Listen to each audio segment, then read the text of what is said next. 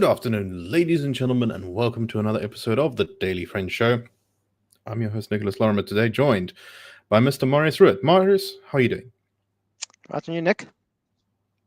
I'm pretty good. We're also joined today by Makone, Maja. Makone, how are you doing? Very well, thank you. Very good to have you guys with us. For those of you watching live, apologies for starting a bit late. We had to get some things in order, but those things are now in order. So let's start off with the first thing, which is a little bit of interesting discussion on the nation's opinion pages.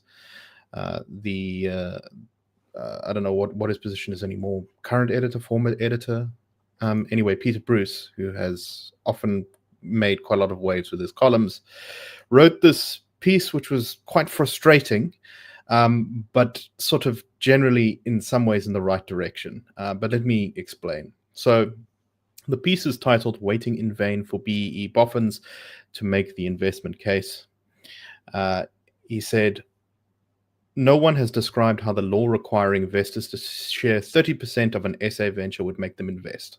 So I'm going to quote a bit from the piece here. Peter Bruce says, "I don't know about you, but I'm still waiting for just one of the many articles or speeches being made in defense of BEE to make the economic investment case for it. I've read and listened to everything I can find in the past few months as BEE issue has become more prominent and more emotional, and no one has even bothered to try and describe how the law requiring investors to share 30% of their ventures in SA with black shareholders would make them more rather than less likely to invest. It is the only question worth asking. Instead, on both sides of the debate, increasingly angry contributors are drifting off the point. Why suddenly have we surveys showing the most black South Africans wanted scrapped? Seriously? How many people did they ask? Turns out, not many. Then someone calculates that BEE has cost the country 2 to 4% of its GDP. Really, it's a guess at best. The side in favor of BEE is equally flighty. The attack on BEE is an attempt by whites to somehow, quote, keep control of the economy or to bring back apartheid, and it is frequently and mischievously painted as an attack on affirmative action generally, which it surely is not." He finishes this off by saying, "I can't prove that BEE and the 30% requirement are a barrier, but can anyone explain the attractions there might be of surrendering 30% of your investment in SA before you even start doing business here? What's the investment case for that requirement?" Morris, let me start with you. This is really frustrating because he's completely correct when he says that there is no real business investment argument for BEE. As we've said many times before and explained and shown in many different papers and bits of research that have been done, this is obviously a disincentive, particularly to foreign investors, but also to local South African investors to invest in businesses if you have to start off by giving away 30% of your company, almost always to someone who is a politically connected entrepreneur. And he's correct in highlighting this that BEE hasn't been really doing much to help ordinary South Africans. But then he kind of is trying to look like some sort of impartial, both sides are kind of guy on this issue. And he says, well, the people attacking BEE are coming up with these nonsense surveys that most black South Africans wanted scrapped.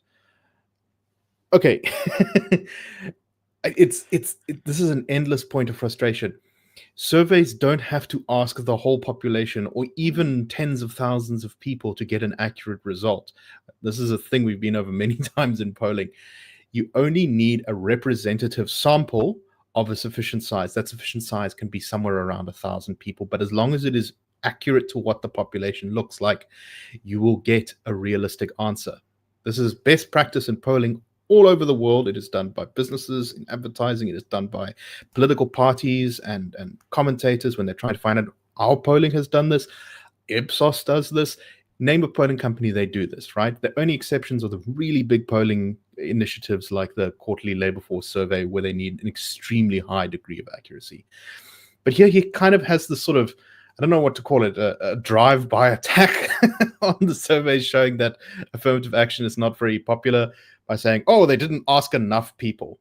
Well, no, those surveys do. And what they show is that black South Africans are really not nearly as keen on BEE as the common narrative would have it. Marius, what do you make of all this? Well, I just want to say, normally I quite like Peter Bruce's writing, and even this column, I quite enjoy it. He's got a very folksy way of writing and so on. But I'd say that is incredibly bad faith. Like, I really lose a lot of respect for anybody who claims to, understand the world.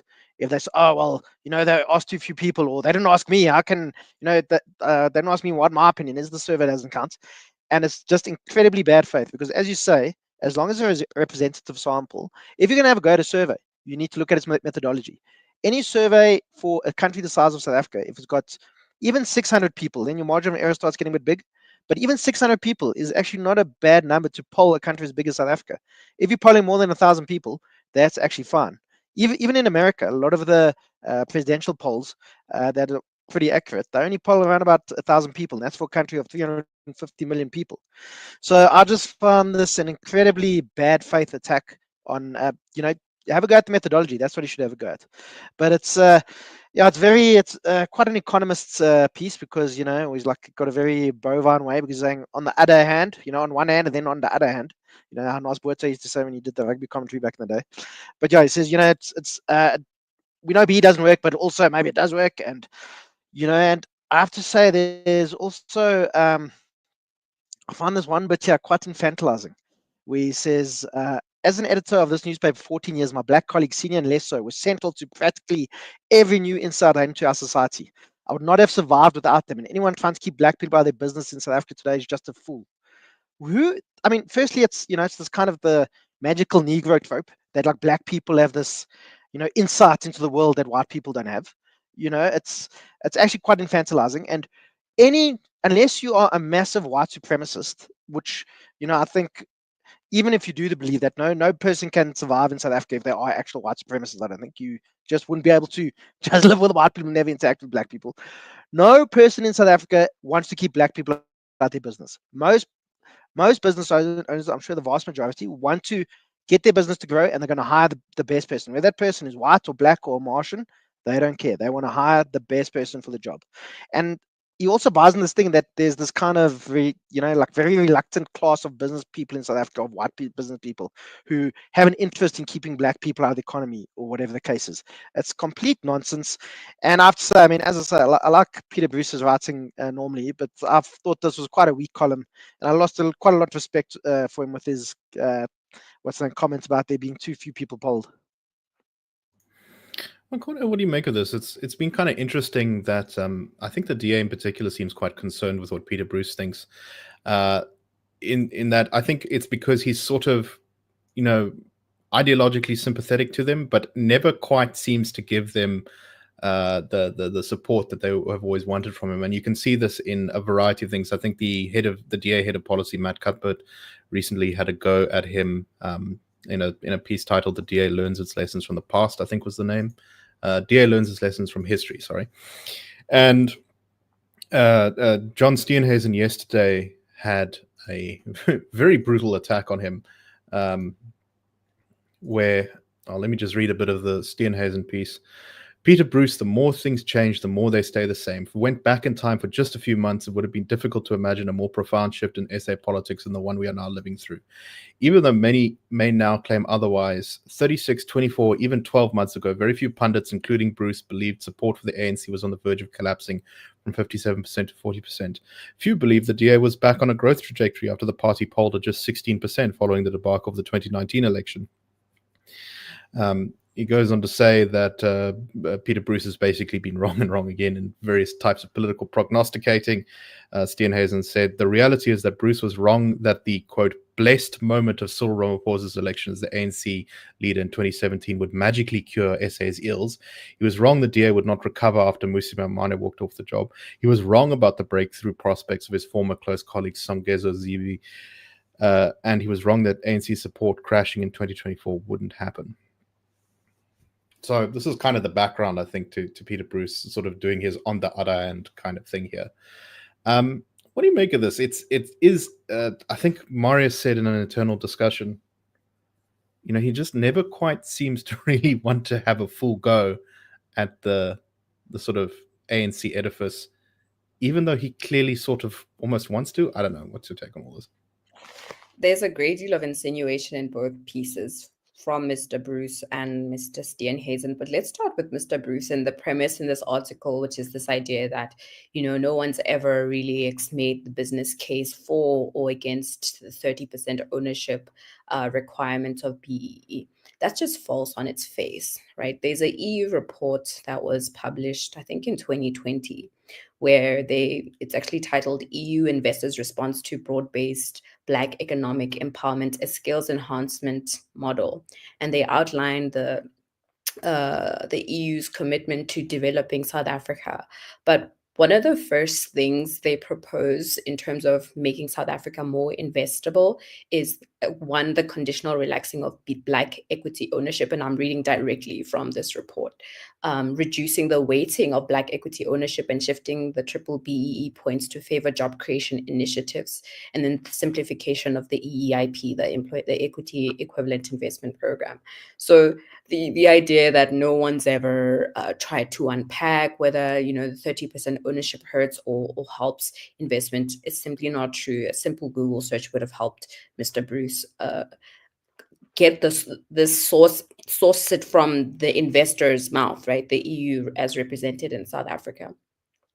But also the insinuation is so frustrating, like you're saying, it's like he wants to critique BEE, but he's very hesitant to, and so he has to introduce this question about investment and the attraction of investment that is South Africa when it's already been addressed.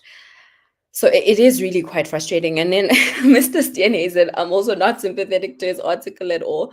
I find that he carves out these niches in his article, that are also very hard to find someone who's made the statements that he said nobody's made. He says nobody predicted that the ANC would have fallen specifically from 57% to 40%. And that shows what a scam analysis and election predictions are. But also that no one could have predicted that the DA would have joined the GNU and helped, stop, or would go at all costs to stop the dark triad coalition of the MK, the EFF, and the ANC. Well, Mr. Steenhuisen, because you told us that the DA wouldn't ever join hands with the ANC to go into this coalition. But I do appreciate that he addresses Peter Bruce directly, because both of them use this idea of DA leadership. It seems Mr. Steenhuisen's mostly referring to himself when he says DA leadership achieved all these things in the last 5 years, because Mr. Bruce singles out Helen Zille, as a strong leader, as somebody who could change the fate of Johannesburg. But yeah, there's a lot of innuendo on both sides that's equally frustrating. I think, Marius, what we're seeing here is sort of the fact that BEE has all these kind of sort of social taboos on the debate. You have to always sort of say, to be sure, we need transformation or whatever, as a kind of thing, and you get these sort of muddled arguments coming out of people where even when people are very correct about in this case the investment harm that's done by BEE, as Bruce is, you sort of have these weird kind of asides of saying no, but you see, I'm not a racist because I learned so many things from my black colleagues, and you just it just makes the whole debate stupid, because the reality is, if we want a country where most South Africans are not poor and have opportunities to live their lives, then that is what we need to consider the impact of BEE on. And Bruce is correct when he says that the defenders of BEE have made no real defense of that part of BEE. The defense, when it is given, is usually a very sort of vague racial thing of saying, well, you see, if there are rich black people, they will give money and jobs to poor black people because of racial solidarity or something like that, which is such a weak, tepid answer. It's kind of difficult to conceive of a sillier one. But anyway, final thoughts on this one. Yeah, I mean, that's exactly it. It's just there's nobody is actually trying to defend it in real terms and say this is actually what it's done. This is how it's grown the economy. And maybe there's an argument to say there's no, like, it's hard to say that BE's restricted the economy. But I mean, anybody would think, why would you come and invest in South Africa if you have to give up 30% of your business or whatever the case is?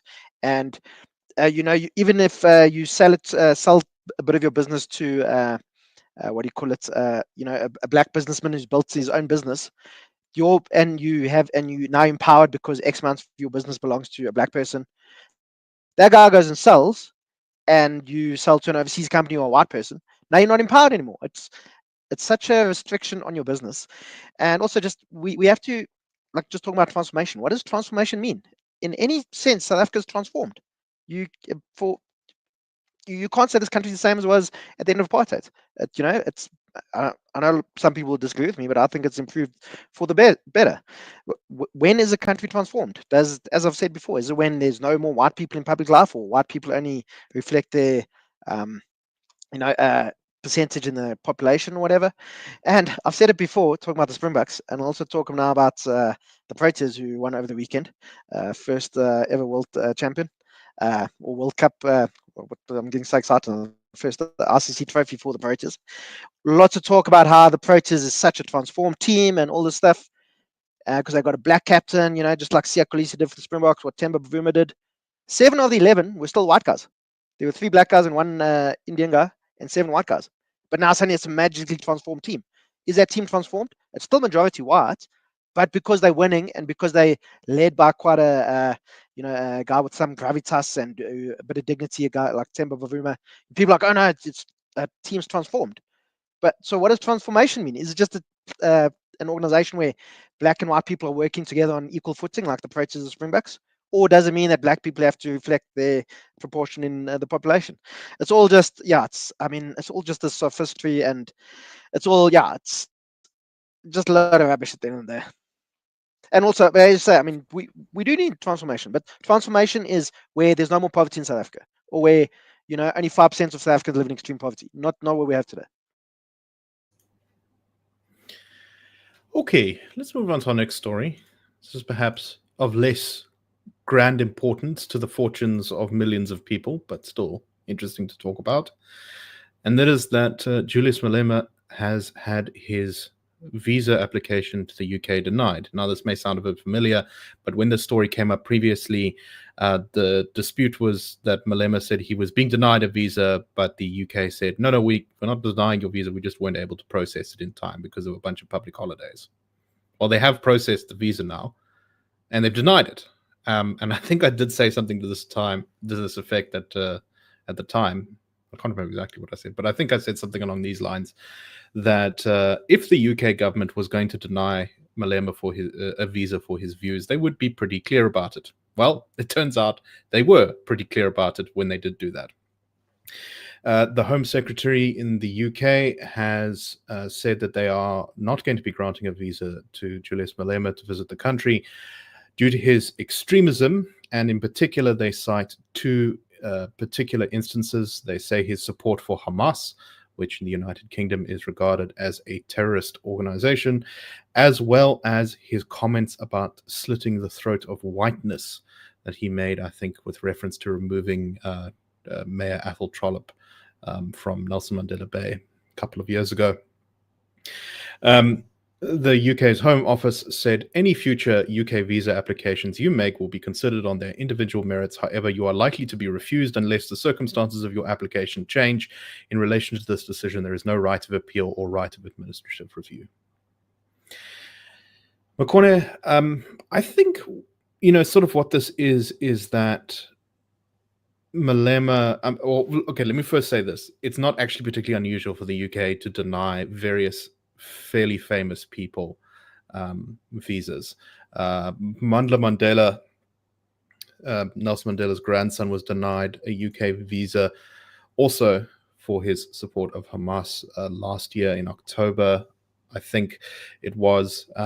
You've had people like the leader of the largest party in the Netherlands 16 years ago, Geert Wilders, was denied a visa because he wanted to show a very controversial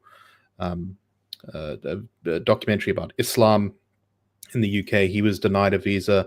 The American sort of alt-right media personality Laura Southern She was denied entry to the UK because of her criticism of Islam. So this is not particularly unusual for the UK's government. But I do think that, with Malema kind of basically being brought up in the White House and having this more global attention shown to South Africa, that the chickens in a way are coming home to roost, that all these years of this kind of really overheated, revolutionary racial rhetoric is sort of now being rejected by the countries that were being attacked. I mean, why would the UK let you in if the purpose of your visit is to go to the UK, give some speech which will no doubt have race baiting and stir up some racial hatred, and then also, just spend the whole time attacking the UK as some evil colonial construct? What's your take on the story, Makone? So you've made my case for me. Actually, I was going to say that the EFF, UK has denied. The UK has denied visas for far less, and they've taken serious actions against, even, this isn't visa related, but the former owner of Chelsea had to sell his stake in the club because of proximity to Vladimir Putin, which he's denied. So they've taken serious actions against people for I would say far less things. South Africa is grey-listed currently, and one of those reasons is terrorist financing. And you hear Malema say, if the EFF were to ever be president of South Africa, they'd help arm terrorist groups like Hamas and Hezbollah. So I'm not really convinced that the Trump thing put him on the radar, on the UK radar, because I would have wanted to see more statements related to the Kill the Boer song being made, and this report doesn't really hinge on that. Most of it seems to me, is about the support for these two terrorist groups, and then there's that comment about slitting whiteness or slaughtering white people, and he has said, not now, but I'm not a prophet. I don't know what would happen in the future, which he's hiding. It's also an insinuation. He's just hiding behind the fact that he's essentially saying he would do it, just not now, right? But he's using words to evade accountability and say, I'm not saying now, who knows? Anybody who is sane would condemn the killing of people based on faultless people, based on their race or their culture. They would just deny it outright. They would condemn it outright, especially somebody who aspires to be the president of such a people. So it seems to me that these reasons are substantive. I've seen certain analysts, make it seem as though the UK's reasons are flimsy. Yes, the UK, like any other country, has a prerogative to deny visas, but these are very substantive reasons, details, tweets, dated statements that he's made in public, and even I think that there's an inference to statements that he made under oath. So during a court case, it seems to me that they went through at great length to actually show him why he's an unfit citizen to be on UK grounds. So, Marius, I guess one of the important questions to ask in this one then is, what exactly is going to be the political consequence of this domestically? The most recent poll we've seen from the Social Research Foundation, which came out quite recently, shows the EFF support cratering, with most of it seeming to be eaten up by the MK and the DA. With that poll having the EFF, I think, only at 3%. And, Malema has used the White House thing to try and gin up energy for the party again. Do you think this will benefit him? What's your take on this and how it'll affect his fortunes?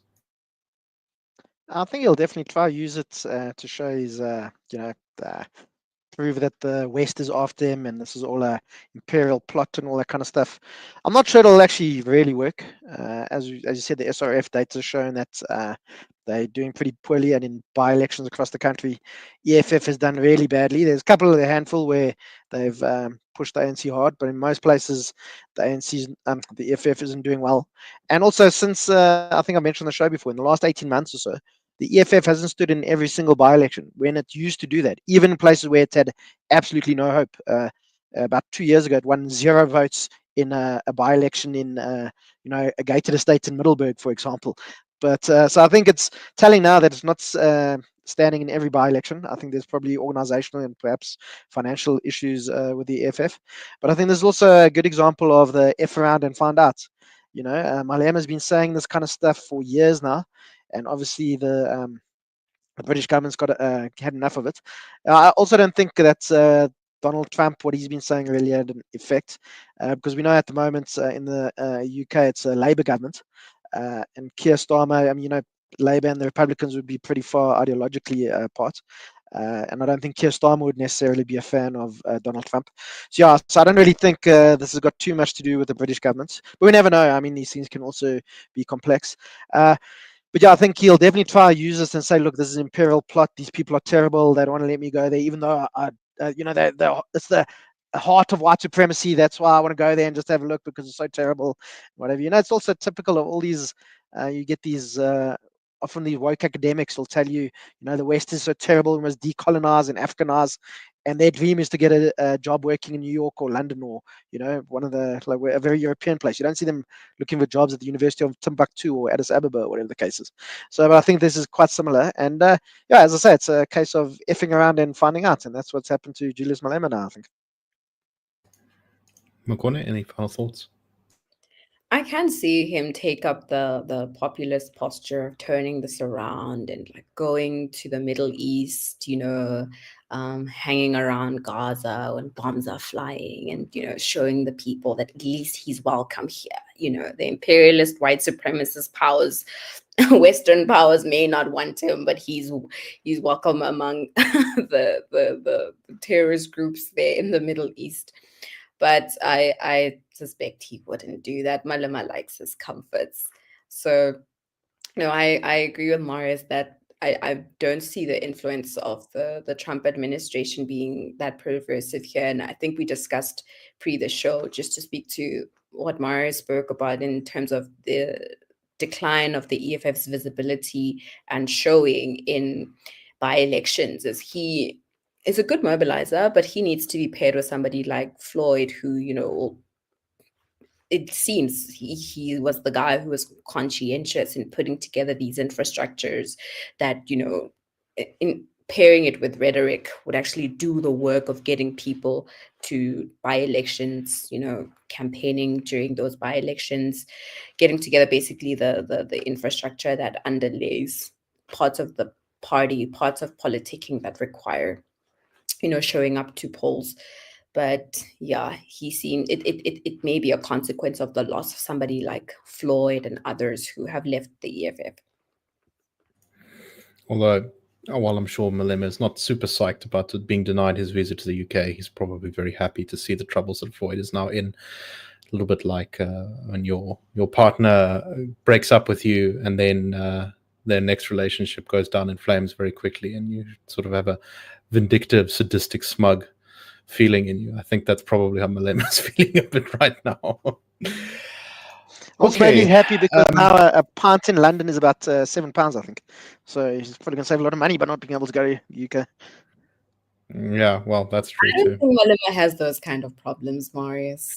The man wears Louis Vuitton, Gucci. Come on, £7 of pie. Come on, a pint, not a pie. A pint, as in a draft beer. Yeah. I still don't think he has those problems. All right. Weird, the sort of UK coming up again in our discussions today. But so as any regular listener of this podcast knows, I do sometimes struggle a bit with pronunciation of surnames, and this one is going to cause me problems. But I'm sure you will get who I'm trying to talk about. Magda Vitschke, I think is her name, the head of the investment company Stigna, I think it's called, has written a piece for The Telegraph in the UK criticizing the Labour government's new inheritance tax. There's been some interesting opposition to that inheritance tax from a number of quite famous people. I think Jeremy Clarkson also attacking it from a perspective of farming recently. But that's neither here nor there. Signia, sorry, is the name of her company. She is South African born, and she says that she will return to South Africa soon if the inheritance tax rules are not changed. She said that the inheritance tax changes in the UK were causing her problems. There were no buyers for her flat because there's so many wealthy people leaving the UK right now. And she's recently had to fire 12 of her household staff, including gardeners, cleaners, and builders, because of some of the financial concerns that are being created for her because of these tax changes. She also went on to say that she really wants to basically have her inheritance given to her children, and that the UK's tax laws combined with South Africa's exchange controls would cause serious complications for her being able to pass on wealth to her children when she passes away. Why are we talking about this? Well, I think there's two reasons. One is that this is a great example of why wealth taxes and inheritance taxes and things are often quite counterproductive. In the UK, what's happening is since these changes have been made, there have been a significant number of very wealthy people, dollar millionaires, dollar billionaires, leaving the country to go and live in places where their taxes are more protected. In the 21st century, when it's pretty easy to travel around the world, when there's all these financial and communication technologies that connect people, moving to another country if you're super rich is easier than ever before. And that means taking the tax you'd pay with you. It also, I think, shows that South Africa, if we get some things right, has a real opportunity to nab some of these people. We know that the South African tax base is overwhelmingly supported by a very small number of taxpayers who pay a huge percentage of the income tax. Getting more of them would help the fiscus enormously. And to do so, we need to make sure that we don't adopt the same kind of policies that would drive wealthy earners away from the country. If we can't get them to invest their money in businesses, at least they can come here and pay us some tax on their income and capital gains and all that sort of thing. That would be nice, as long as it's not too harsh to drive them away. Makone, what do you make of this story? I mean, it's sort of a weird story because it comes off as kind of like, I've had to fire 12 of my staff. Oh, woe is me, which is not something that will get you a lot of sympathy normally when you're very wealthy. But I think that would be sort of missing the point of what's really going on here. What's your take on this? It really is hard to sympathize with billionaires when they say things like that. I'm even reminded of Mahlengi Bengu's response to Mike Sham when he was asking about investors and how PE is a deterrent to investment. And she said, let them go to India or Indonesia or wherever. And I'm afraid that is most people's attitudes to billionaires. And as you point out, Nick, I believe Signia is headquartered in South Africa. I'm not sure. I may be mistaken. I think it's headquartered in Cape Town. But even if it's not, having somebody like her and other, South Africa has lots of these sort of people who became rich, left the country, then became rich, who we should welcome with open arms because they make up the majority of tax contributions in South Africa. So it's always beneficial to have laws. BE is usually the target of our criticism because it affects so many people.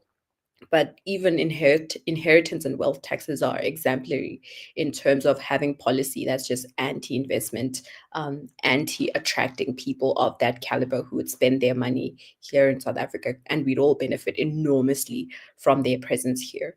So I'm afraid she doesn't help herself when she starts describing her lifestyle, but there is a very strong case to be made about easing laws and regulations in South Africa so that they are welcoming, whether it's business, whether it's high net worth individuals, so that they are welcome here and can spend their money here.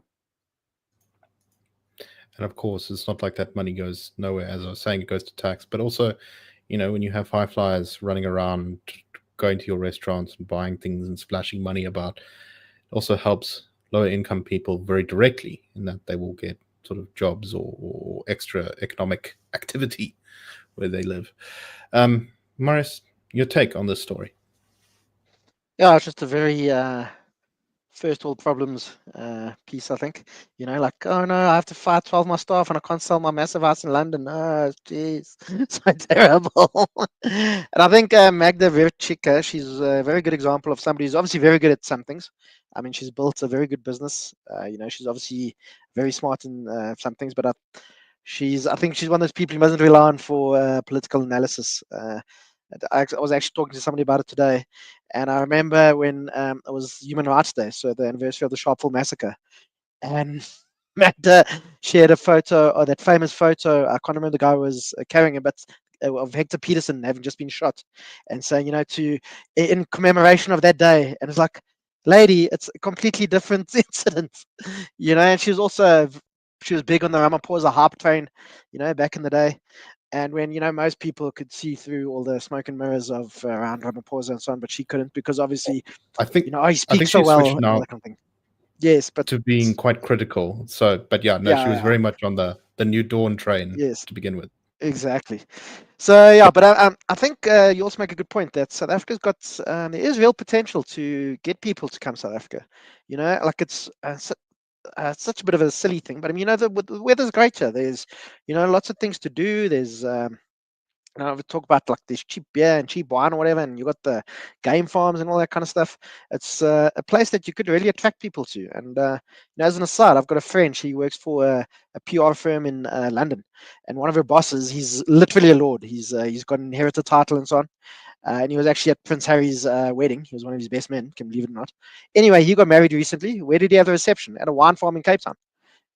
So uh, that's where, and he spends like 3 months of the year in Cape Town, whatever the case is.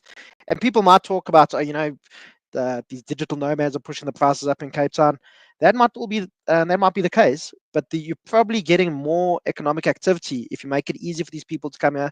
Nobody's saying that somebody must just come and not contribute or whatever the case is. But if somebody's coming as a digital nomad, they're probably bringing a lot of money into the country, and there's lots of economic multipliers that come from somebody coming here and spending money that they wouldn't have been spent otherwise.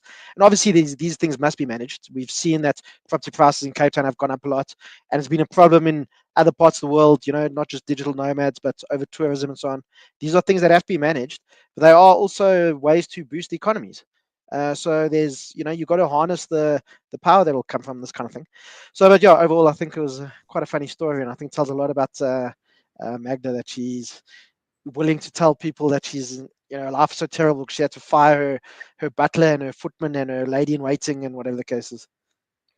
My sense is she would like to return home, but as she says, she perceives there's a threat to her life because she was instrumental in the Gupta leaks, right? So I think she fears she may be a target to those factions in our political system. Like I see that, but I mean, sorry, Karen. Yeah, but I was just saying, I think she does want to come back home, but if the threat looming over her life is legitimate, then it does justifiably explain why she escaped. But I was just going to say, like, when we have seen like these kind of assassinations on, but it's terrible. It's only like kind of like low level people, the people who do get, like Babita Deokaran, I think her name was, that whistleblower at Tembisa Hospital.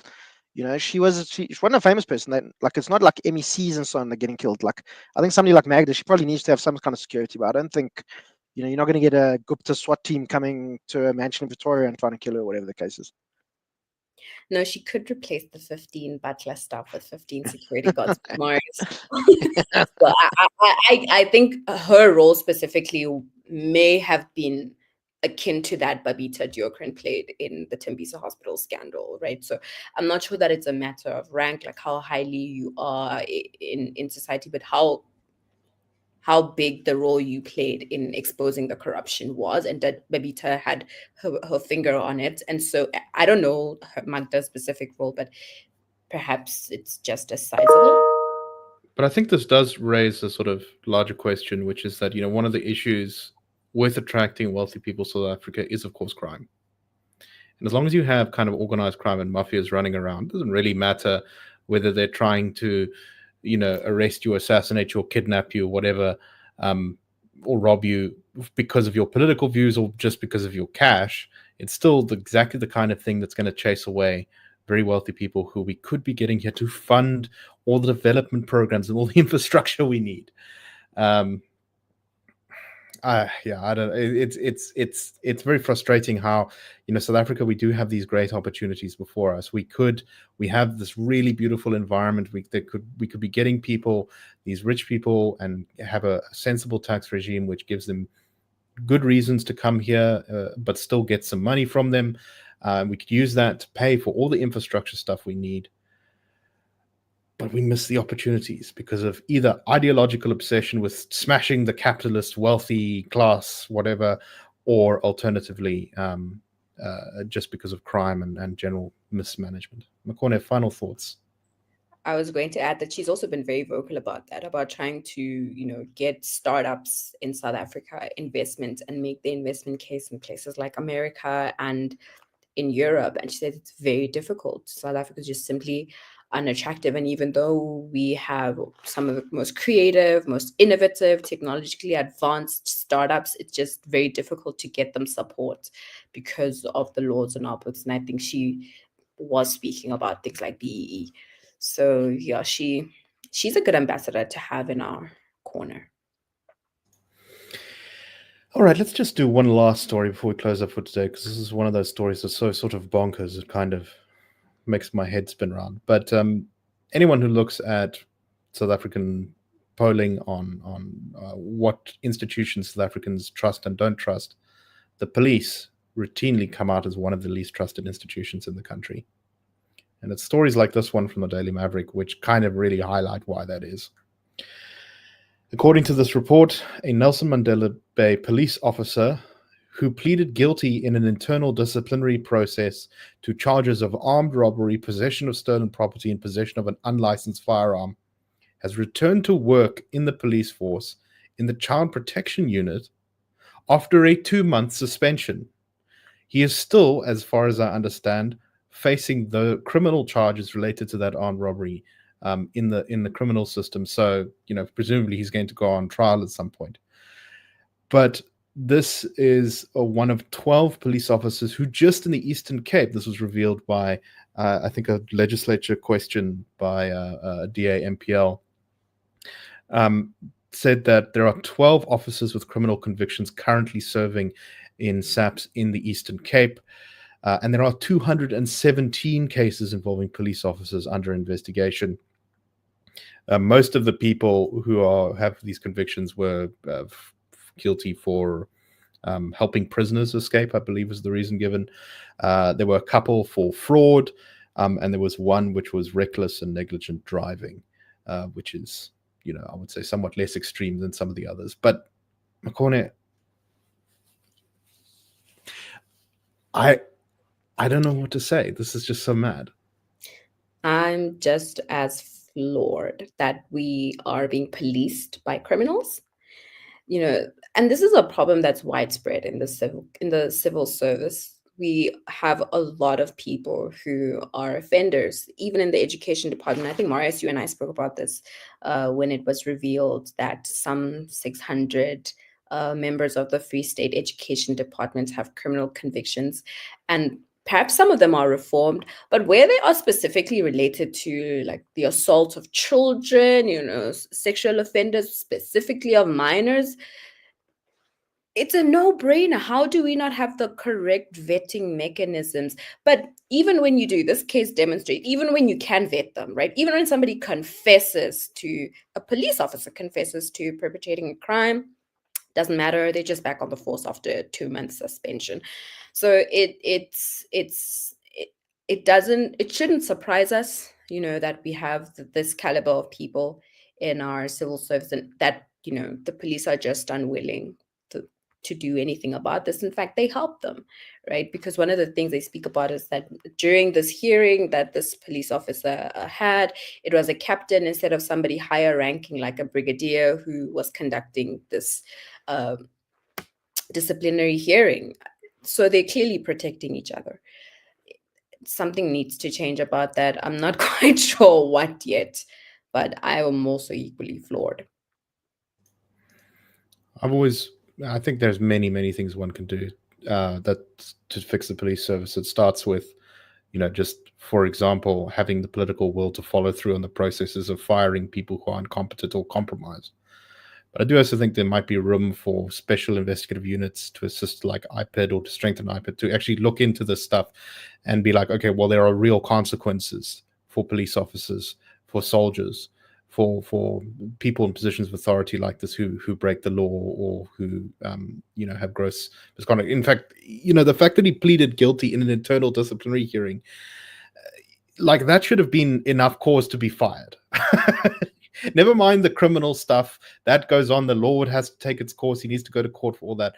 But if you're running anything approaching a proper disciplinary process, that is enough to be fired. And the fact that there was a 2-month suspension is just madness. Marius, what do you make of this? I don't know. I think you guys are being unfair. Like I said before the show, he's in the child protection unit. He's not in the armed robbery unit. So as long as he wasn't caught for like noncing or having, dodgy pics of kids on his computer, I think that's perfectly fine. So I think you people need to rethink the way you guys think about the police. You heard it here first, guys. The armed robbery, not so bad, says Marius.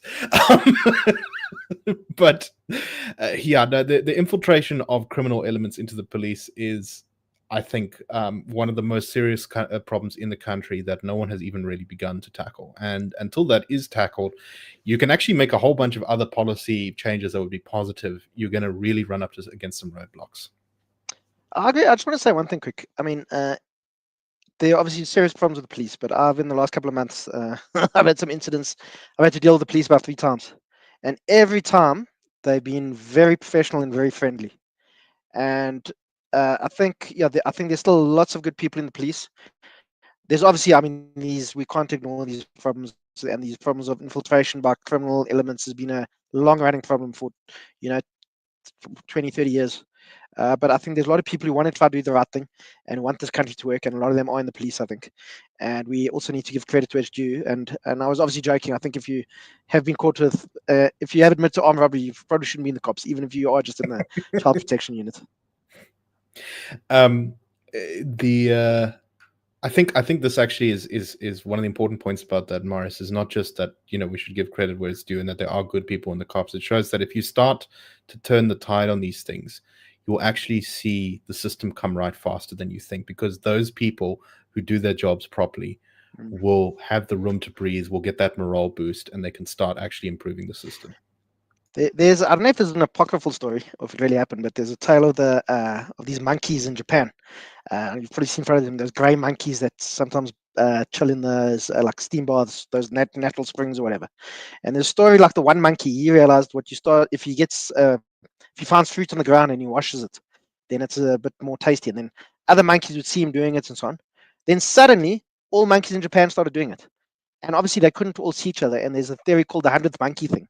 That once there's a critical mass of people doing a certain thing, then it infects everybody. Like, apparently the story is not true, but it's a nice little story. And yeah, it's sometimes I think about it. But like, if the 100th monkey thing could happen, I mean, then if you just get enough people doing the right thing, then you get this critical mass. It'll take you to the right place. I do think there is something about sort of the cultural norms in a workplace. Every workplace has as the kids would say, a vibe. And if that vibe is, oh, nothing matters, it's hopeless, we're all just being treated badly, you might as well steal as you can, because eventually you're going to get fired or shot in the line of duty, which I suspect is how it feels in a lot of places in the police right now. If that vibe changes to, guys, we're actually here to protect and serve, we're actually turning the tide, we are the heroes saving society from the rot, the multiplier effect of that is very serious. Makone, final thoughts for today from you? That does start with holding people to a very high standard, right? And keeping people with criminal convictions on the police force, when police would actually make the best criminals, right? Because they know how to break the rules and how to get away with it. When those opportunities arise, it's even more needed and necessary that the rules and the standards police are held to are elevated. And we saw this with when Minister Peter Groenewald came along, and he said, even the gardens outside correctional facilities must show that, the correctional officers take pride in their work, even how they dress, how they put on their uniform, because they play this important role in society of keeping us all safe. So it starts in those little things, taking care of the pennies and the pounds, taking care of themselves, something like that. Oh, I think that's an excellent point. I mean, I just think if you go to like the union buildings and you walk around there, there'll be those gardens and there's rubbish in the gardens and whatever you. If you walk past Downing Street in the UK or go to Buckingham Palace, the place is pristine. There's no rubbish. It's, like we can talk about the differences, but I mean, that's one place where the presidency should say to Tshwane Council, you must clean this every day. We don't want one thing of rubbish here, because it says something about the country and about where you work and so on, I think. Well said. All right. I think that's more than enough for today. So thank you very much, everyone, for listening. We hope you found the show interesting. We will, of course, be back on Monday with the Daily Friend Wrap. We'll see you all then. I hope you all have a magnificent and wonderful weekend. Cheers.